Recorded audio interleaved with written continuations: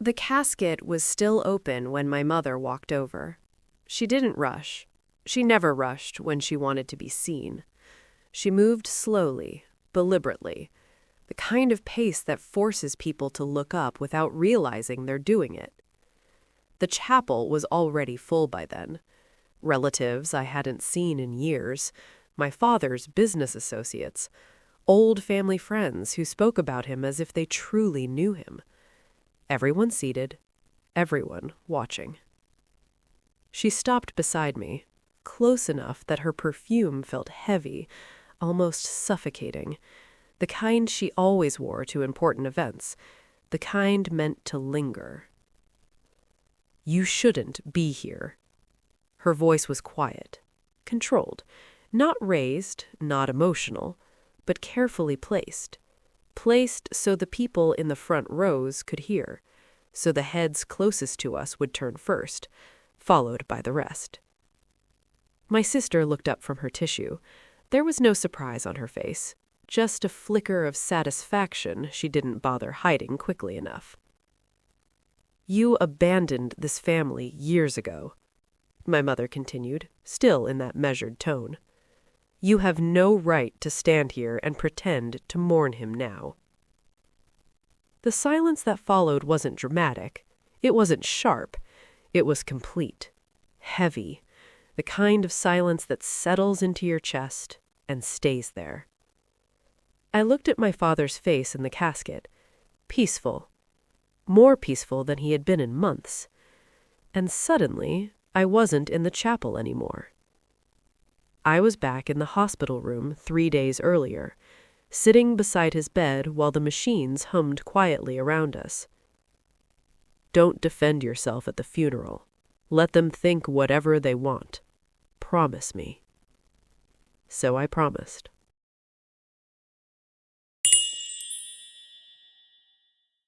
Standing there in the chapel, I understood something else too. My mother hadn't spoken out of grief. She had spoken out of certainty, the kind that comes from years of telling the same story until it feels true. In her version of events, I wasn't a daughter who chose a different life. I was a daughter who abandoned the family when it stopped being convenient. And no one challenged that version. Not my brother, not my sister, not the relatives who nodded along as if they had witnessed my absence firsthand. My name is Victoria Hayes, and I learned early that presence isn't always measured by proximity. I was the youngest of 3 children. My brother Marcus was the obvious successor, groomed from childhood to step into my father's construction company. He learned how to speak confidently in meetings before he learned how to question authority. My father took him to job sites, taught him how to read contracts, how to negotiate, how to think in margins and timelines. My sister, Lauren, was different. She was warmth and charm and perfect timing. She married well, moved just a few blocks from my parents, and made sure she was always available for birthdays, anniversaries, and Sunday dinners. She knew how to be visible without being demanding, how to be present in ways that were easy to praise. And then there was me. I was the one who asked too many questions, the one who wanted to study architecture instead of business, who talked about structure and space instead of profit. I was the one who left for college 3 hours away and realized, slowly and painfully, how much quieter my life became once I did. Victoria always thought she was too good for us, my mother would say at family gatherings I eventually stopped attending. I know because Lauren told me, always framed like a harmless comment, something said with a laugh and a shrug, but it was never harmless. It was a story they told to make sense of my distance without having to ask why I needed it. The truth was simpler and more uncomfortable. I didn't leave because I didn't care. I left because staying meant disappearing. It meant becoming smaller, easier, more agreeable. It meant shaping myself into whatever version of me made everyone else comfortable. And I learned young that some families don't love who you are, they love who you're willing to become for them. My father understood that. He never defended me openly. He wasn't a man who challenged my mother in public, but he understood in the quiet ways that mattered. "You built something for yourself," he told me once, when he visited my small architecture firm in the city. "That takes courage." He was the only one who ever visited, the only one who asked about my work without judgment hiding inside the question, the only one who listened when I talked about buildings and foundations and the parts no one ever sees. When he got sick, everything changed. The diagnosis came on a Tuesday. Pancreatic cancer. Stage 4. 6 months, maybe 8 if treatment went well. The words were delivered calmly, clinically, as if they belonged to someone else's life and not ours. Marcus called me from the hospital later that afternoon. His voice was flat, distant. "Dad's sick. It's bad. You should probably call him or something." Call him. As if I hadn't spoken to my father every Sunday for years. As if our conversations hadn't continued quietly after I moved away, uninterrupted by the distance everyone else seemed so focused on. I drove down that night. The hospital was bright and cold in that way hospitals always are. My mother sat in the waiting room with Lauren, both of them composed, exhausted in a carefully managed way. They looked up when I walked in, surprise flickering across their faces before settling into something more controlled. "Victoria," my mother said. "This is unexpected." "Marcus called. How is he?" "He's resting. The doctors say the next few weeks will determine the treatment plan." "Can I see him?" She glanced at Lauren. Some silent exchange passed between them, practiced and efficient. "He needs rest. Maybe tomorrow." I stood there with my car keys still in my hand, having driven 3 hours to be told to come back another day. "I'll wait." "Victoria, there's no point. I'll wait." I sat in the chair farthest from them and opened my phone, scrolling through articles and medical journals, learning more about pancreatic cancer in an hour than I ever wanted to know. Treatment centers, specialists, experimental trials, anything that might buy time. 3 hours later, a nurse stepped into the waiting room. "Mr. Hayes is asking for Victoria." My mother's face tightened, but she said nothing as I followed the nurse down the hallway. My father looked smaller in the hospital bed, thinner, grayer, but his eyes were clear when he saw me. "Vicky," he said. The old nickname, unused by anyone else. "You came." "Of course I came." He reached for my hand. His grip was weak, but steady. "I need to talk to you about something, but not here, not with everyone listening." The next afternoon, I went to the house while the others were gone. My father sat in his study, folders spread across the desk, medical bills, insurance statements, treatment proposals that had been partially denied or delayed. "The insurance covers some of it," he said, "but not all. And when I start pulling money out of the business, my mother will notice." "What happens then?" "She'll make decisions based on preservation, not time." He didn't sound angry, just resigned. "I need someone to manage this quietly, someone I trust. Someone who won't make this about themselves." He looked at me. "You're the only one who never wanted anything from me." I understood what he was asking before he finished explaining. "You want me to pay for it." "I want you to protect it," he corrected gently, "to make sure I have choices." "And when they find out?" "They won't, until after he was gone." "And when they paint you as the absent daughter," he added, "I need you to let them." "You want me to take the blame." "I want you to hold the truth," he said, "and let them keep their story. For now." I took the folder. "Okay," I said. He nodded once, relieved. "Good," he said. "That's my girl." For the next 8 months, I lived 2 lives at the same time. In one version of the story, I was the absent daughter, the one who sent flowers but didn't show up, the one who called occasionally but never stayed long enough to be useful, the version my family found easiest to believe. In the other, I was the person keeping my father alive. I coordinated treatments that insurance refused to fully cover, experimental options, second opinions, specialists who were willing to try when others were already preparing us for the end. Every decision was deliberate, measured against time, pain, and what my father wanted for himself. I arranged for a night nurse when the pain became too much for him to sleep, someone who could sit quietly by his bed, monitor his vitals, and administer medication without turning every moment into a performance of concern, someone who wouldn't ask my mother for permission every time something needed to be adjusted. I paid for a private room when the shared ward became unbearable, not for comfort, but for dignity, for privacy, for the ability to talk without an audience. Every payment came from the accounts my father had prepared, no accounts no one else knew existed. Every invoice was sent to my address. Every receipt was saved carefully, just as he had asked. For the lawyer, he'd said, someday they'll matter.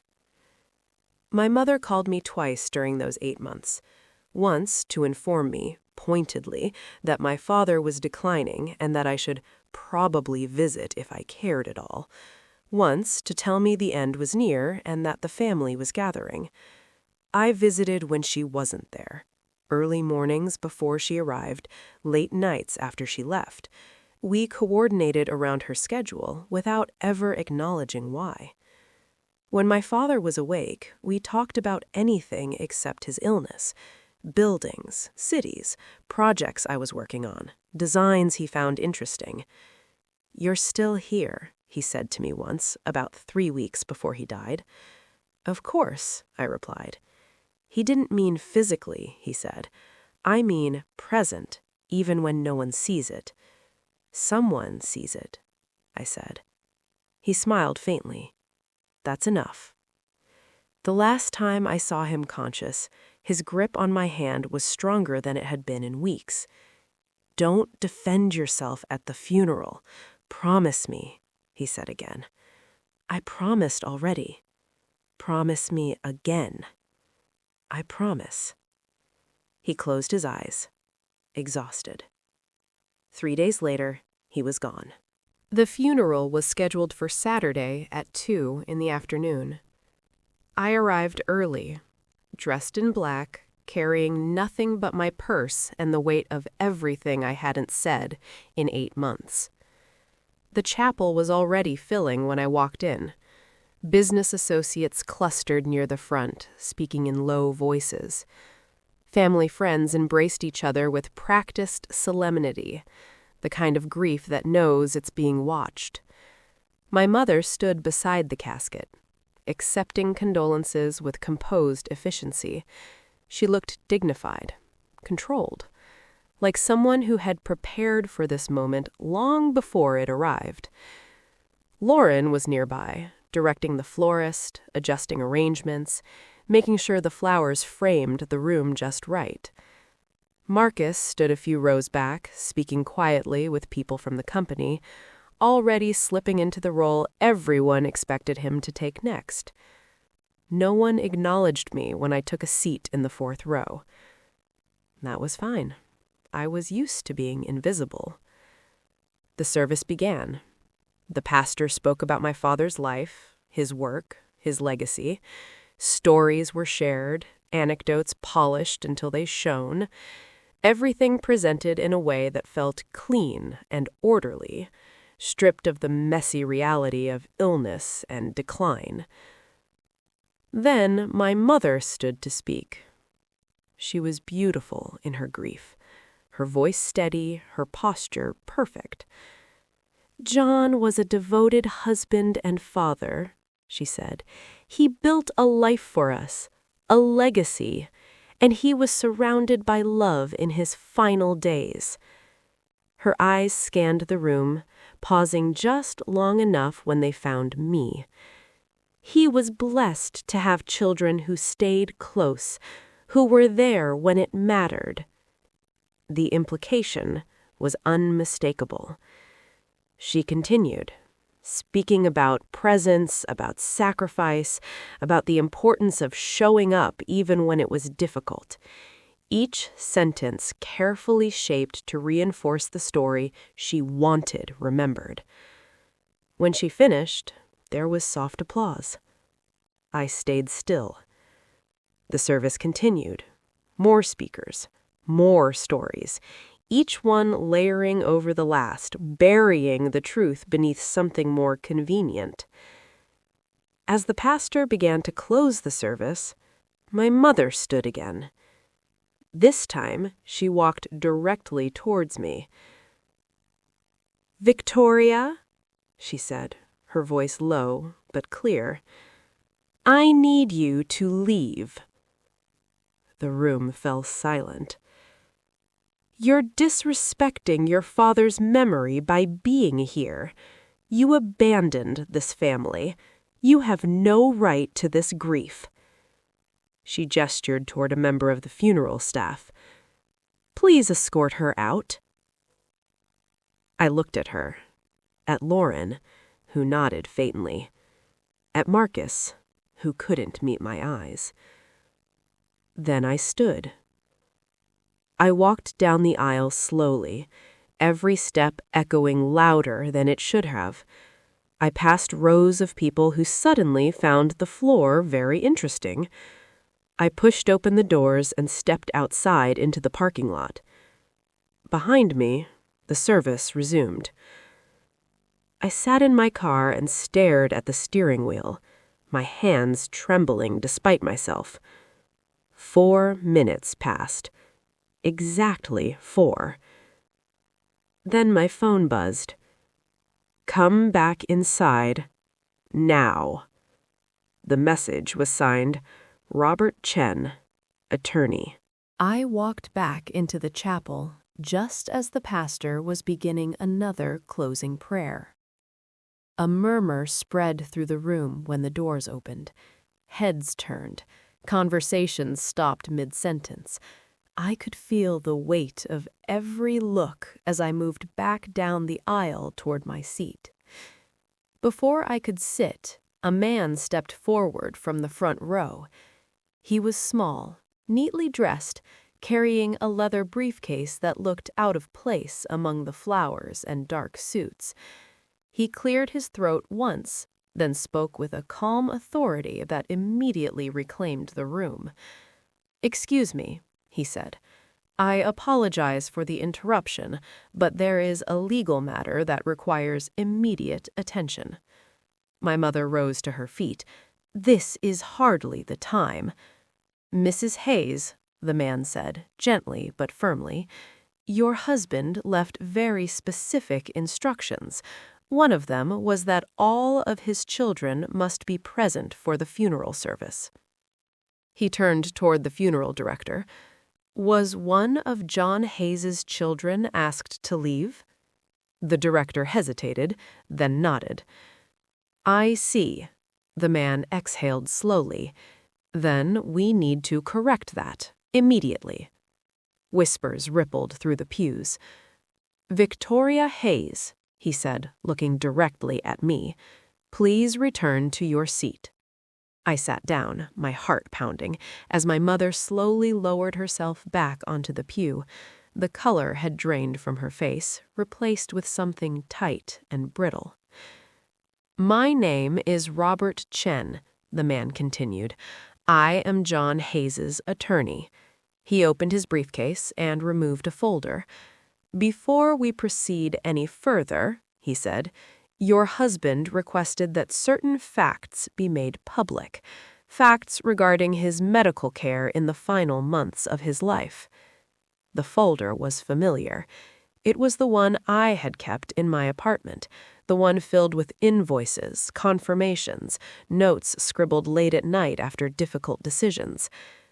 During the last 8 months, John Hayes received medical care that went beyond what insurance was willing to provide: experimental treatments, specialized consultations, private nursing.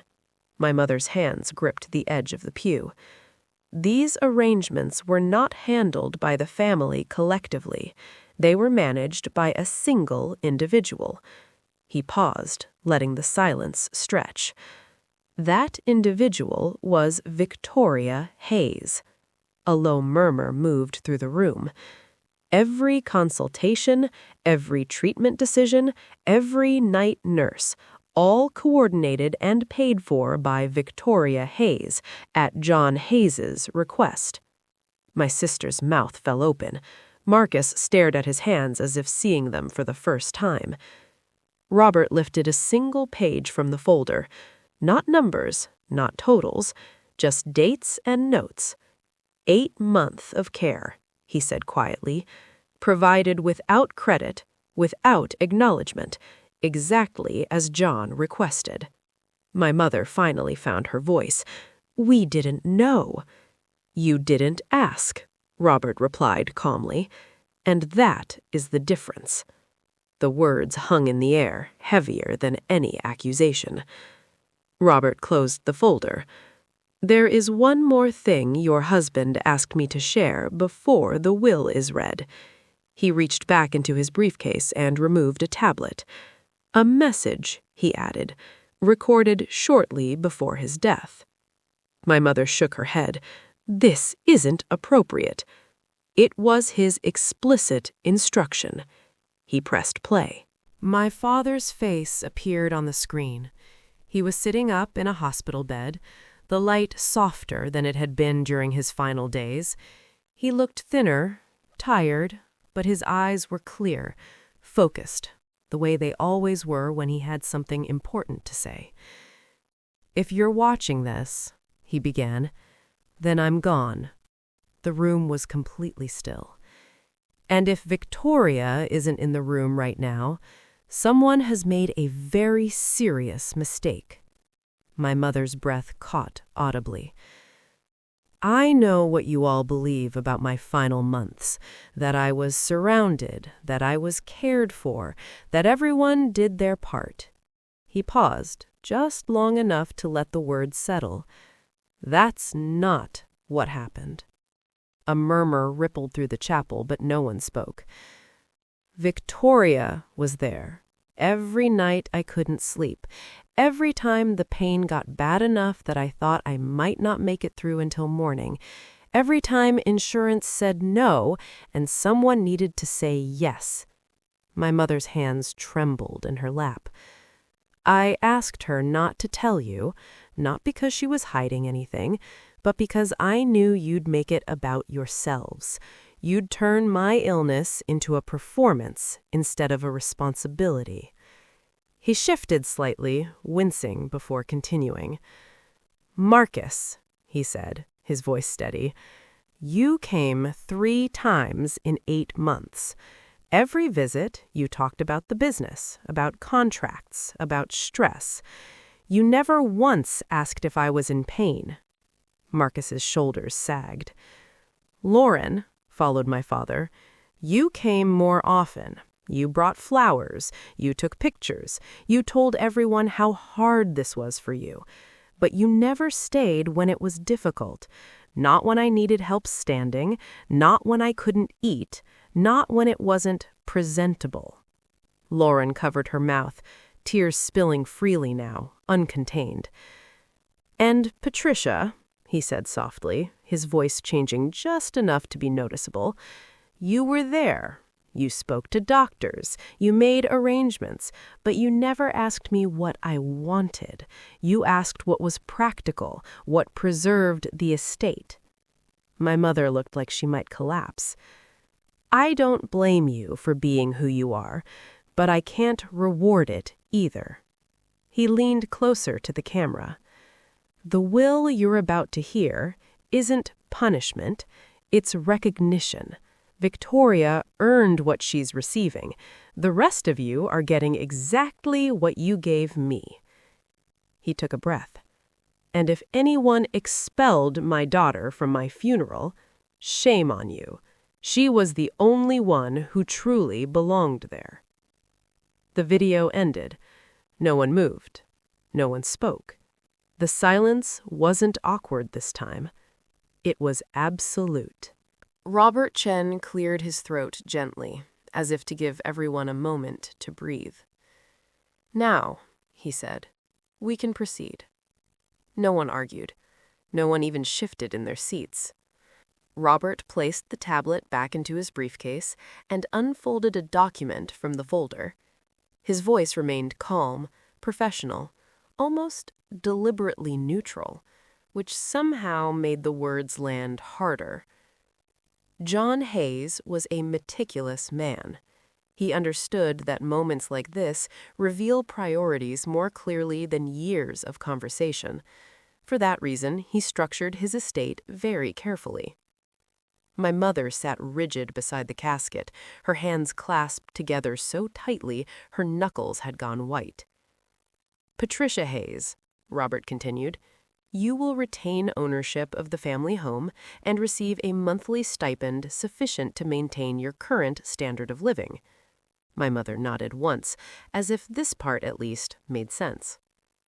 "Marcus Hayes," he said next, turning a page, "you will receive a minority stake in Hayes Construction, 20%.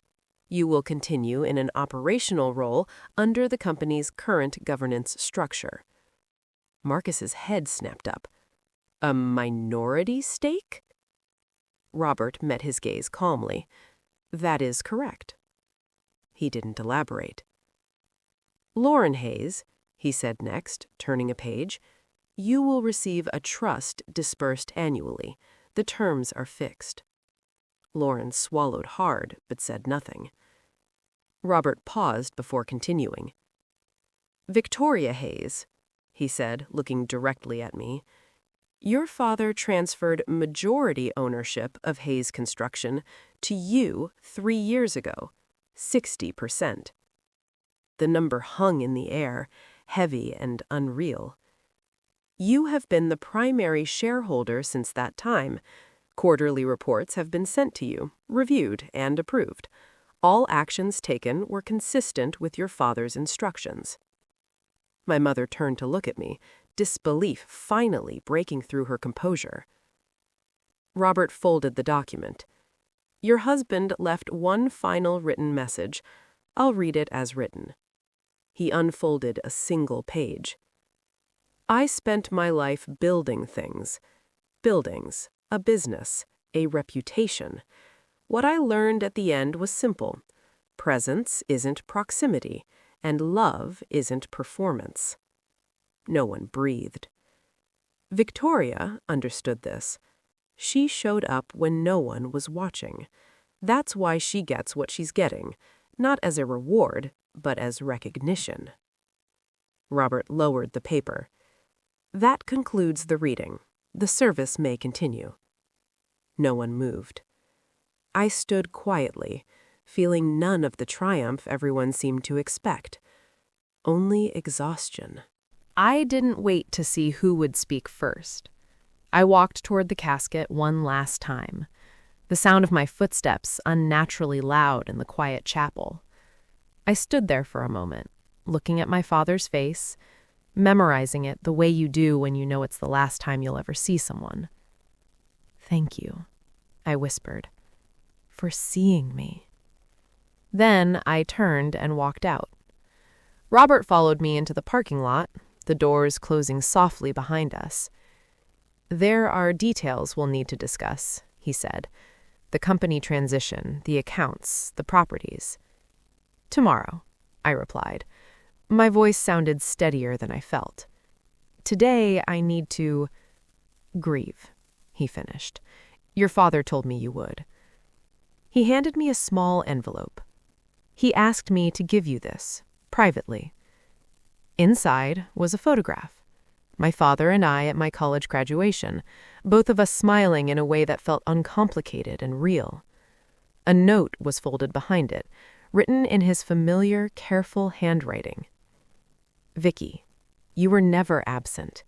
You were just the only one who understood the difference between showing up and being there. I'm sorry I asked you to stay silent. I know it cost you. Thank you for loving me enough to do it anyway. Build something beautiful. Love, Dad. I sat in my car and cried. Not quietly, not gracefully. I cried the way you do when you've been holding yourself together for months and finally don't have to anymore. For my father. For the choices I'd made. For the family I'd tried to belong to. They called, of course. My mother first, her voice tight, controlled. We need to talk about what happened. This arrangement isn't fair. I'm not discussing it, I said. You can't just take everything. I didn't take anything. Dad gave it, because I earned it. She hung up. Marcus tried next a week later. He sounded calmer, almost reasonable. Vicky, I'm not angry. I just think we should talk about the company. You'll keep managing operations. You're good at that. But strategic decisions go through me. There was a long pause. Then nothing. Lauren sent a single text. I hope you're happy. You destroyed this family. I didn't respond. Months later, Hayes Construction held its annual charity gala, the event my father had started decades earlier, the one my mother had always treated as her personal stage. This year, I hosted it. I changed the format. Less spectacle, more substance, fewer speeches, more focus on where the money actually went. My mother arrived late, dressed as if nothing had changed. The event coordinator stopped her at the door. I'm sorry, Mrs. Hayes, you're not on the guest list. There must be a mistake, my mother said. I've hosted this event for 20 years. I understand, the coordinator replied politely. Tickets are available at registration. She looked past her and found me across the room. I met her eyes for a moment. Then I turned back to my conversation. She left. The event raised more money than it had ever had before, because people responded to impact, not image. Now, every Sunday, I visit my father's grave. Not the family plot. A bench nearby that I designed myself. Simple, solid, built to last. I sit there and tell him about the projects we're working on, the foundations we're laying, the parts no one ever sees, the parts that matter. People like to say this story is about revenge. It isn't. It's about truth. About a man who learned, too late, the difference between performance and care, and a daughter who stayed when staying meant invisibility. That was the foundation my father built in the end, and it's the one I build on now.